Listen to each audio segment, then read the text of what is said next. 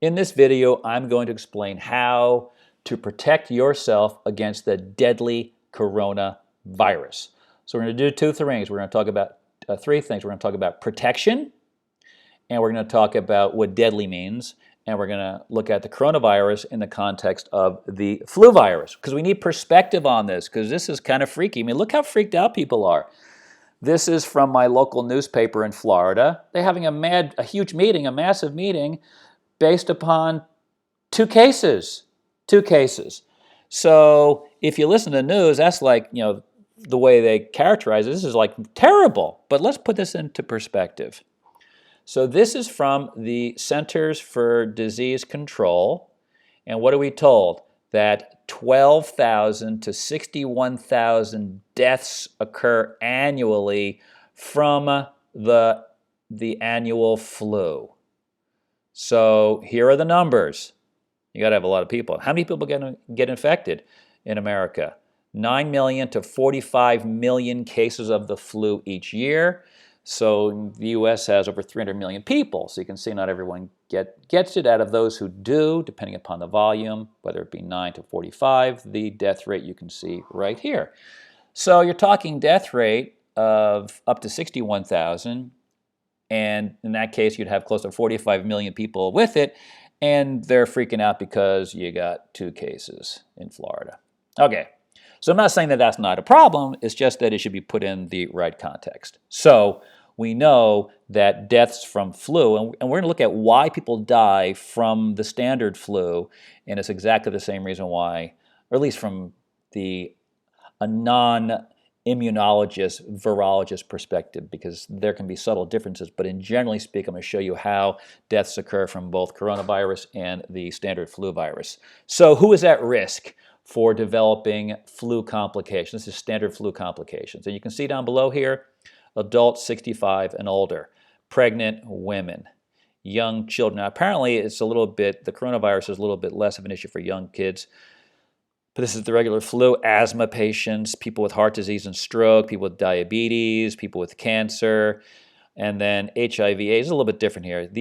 HIV/AIDS is different. This is an immunosuppressive condition. These other ones are immunoactivation conditions, and it's all about pro-inflammatory cytokines. And I'll show you how that works in a little while. It's very simple, very straightforward, and you should understand this.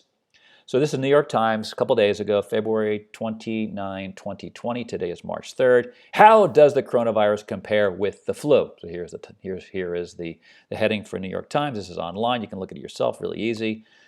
The true death rate of coronavirus could turn out to be similar to that of a severe seasonal flu, below 1%. Now we are talking here below 1% of the total population who gets the coronavirus. And this would be mild to severe cases, obviously. So you have to take the whole population, less than 1%. So that should give you hope, less than 1%. So 100 people get infected in a population of all ages, and less than 1% are going to go bye-bye. So that sounds a whole lot better than people heading for the hills because we got two cases in Florida. So this is from The Scientist. This was published February 24th, also online. Elderly and sick people are most susceptible to severe forms of the coronavirus. Now, my suspicion is that it's not severe forms of like some special coronavirus. It's the same coronavirus. The severe form is how the bodies react to the presence of the virus. I'm going to show you how that works before we finish this video, so you should keep listening. On the bottom of this image, you can see this is from a virologist at UNC Chapel Hill. If you are over 50 or 60 and you have some other health issues and you're unlucky enough to be exposed to the coronavirus, it could be very bad. So while less than 1% of people who are otherwise healthy died from the coronavirus in China, here you can say this comes from China, this information is from China. So the fatality rate of the Chinese population with cardiovascular disease was over 10%. Less than 1% for healthy, over 10% for people with heart disease. What about diabetic patients? This is type 2 diabetes. 7%. What about people with chronic respiratory disease, hypertension, and cancer? 6%. What else should we know about this? Well, and here you can say, well, while over 2.3% of known cases prove fatal, what they're saying is that, remember we said before about 1%? The issue is that many mild cases might go undiagnosed. So here's the big thing to appreciate. People over 80 are at the highest risk, with almost 15% of them dying. So 100 people over 80 are going to get coronavirus, let's say, 15 will die. If you have 100 people getting it who have heart disease, 10% will die. Healthy people with none of these diseases, less than 1%. Now, which one are you? That's what you want to think about. So what is it about older people? Well, they have a scenario called inflammaging. Now, ultimately, we all croak, and it's all due to inflammaging and then all the lifestyle problems that we pound onto the normal inflammaging process. I mean, no matter if you're the most healthy person ever, you're not living much past 100 because of the inflammaging process, which basically leads to death. So the best thing to do is to inflammage healthy and go peacefully. Okay, so if you are inflammaging, which is what I mean, I'm 60 now, so I got 10 to 30 years left unless I pull off 100, who knows. So if you're inflammaging, as I am, because I'm 60, what do I need to avoid to keep my chances of dying from the regular flu or the coronavirus at a minimum? Well, I want to avoid diabetes and heart disease, because both of these are tied to a worse prognosis for coronavirus infection. If you haven't heard this before, you might want to wonder why. See, this will give you a chance to fix yourself to some degree and protect yourself. So what else should we know about why it is that diabetics and heart disease patients, cancer patients, all the rest are more likely? And the reason why is because the problem is a cytokine storm. Now, this comes from the Business Times. This is not some scientific journal, so you should appreciate what a cytokine storm is. So look at the title, Understanding the Cytokine Storm That Is the Coronavirus. So we should know what a cytokine storm is. I'm going to explain to you. It's very simple. If you've never heard this before, well, you should learn it. So there are many papers on this in the scientific literature. You can see the cytokine storm of severe influenza.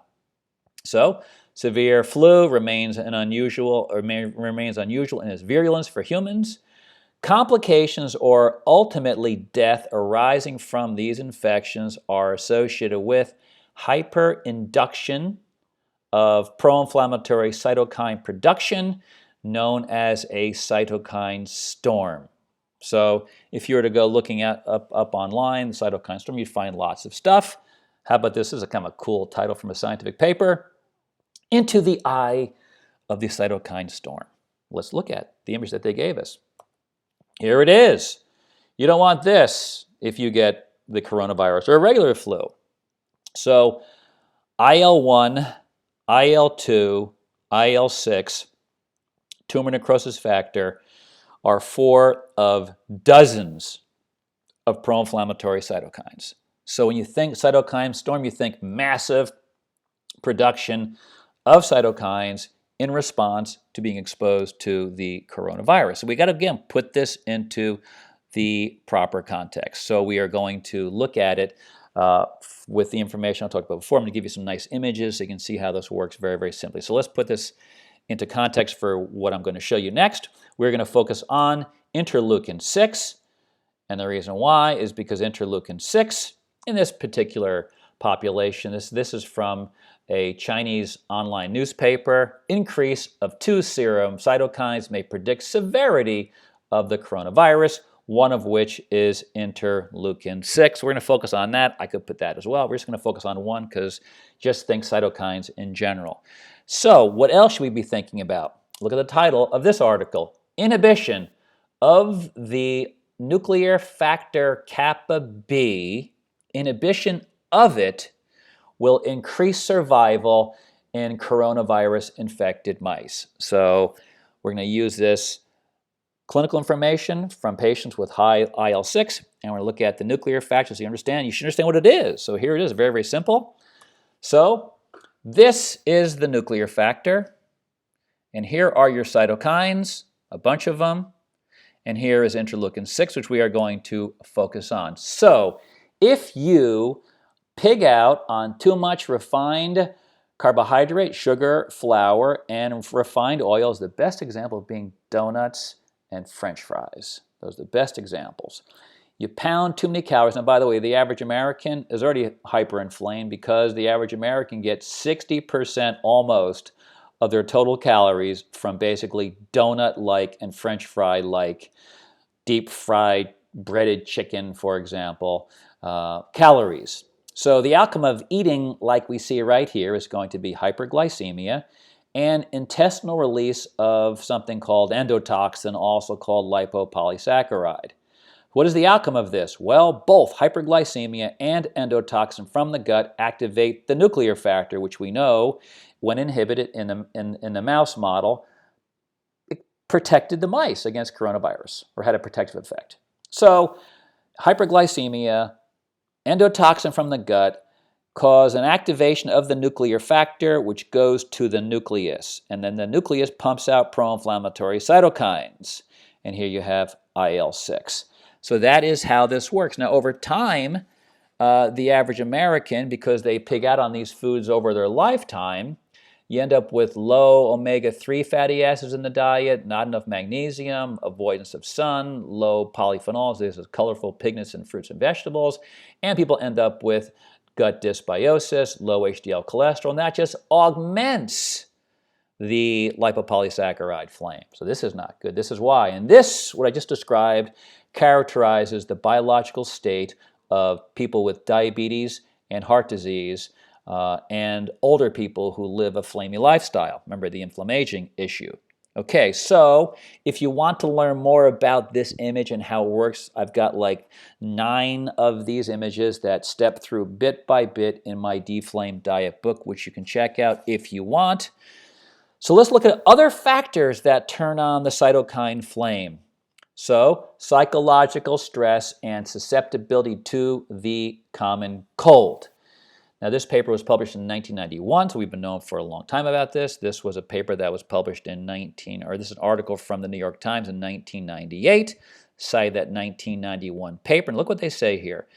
So stress is not the cause of common cold. Rather, people under severe stress are more likely to catch a cold when exposed to a virus compared to those who are under milder stress. So what is it that stress does to us? Well, it does the same thing to us that lack of sleep does. Sleep habits and susceptibility to the common cold. Look down below the conclusions. Poorer sleep efficiency and shorter sleep duration in the weeks preceding and exposure to the rhinovirus, the cold virus, were associated with lower resistance to developing the illness. So, and the reason why what lower resistance means is that they are flamed up. So we have to go back and look at the image that we just looked at and throw in lack of sleep, sedentary living, and mental emotional stresses. Now look what happens. Look at the IL-6. When you add those additional lifestyle factors, boom, you're more inflamed. So what happens? Lack of sleep, sedentary living, mental emotional stressors activate this alarmin signaling pathway to activate the same nuclear factor to pump out more IL-6. So what if you are this person? If you're this person and you have heart disease or diabetes, well, what will happen to you when you are exposed to the coronavirus? Well, you are much more likely to do what? Become more inflamed. And so remember, what it is that causes death and severe complications from the flu, the standard flu, as well as the coronavirus, is the cytokine storm. So if we eat like crap, we sleep like crap, we are sedentary, and we are emotionally, mentally stressed more than that which our body can handle, we will turn on the cytokine storm.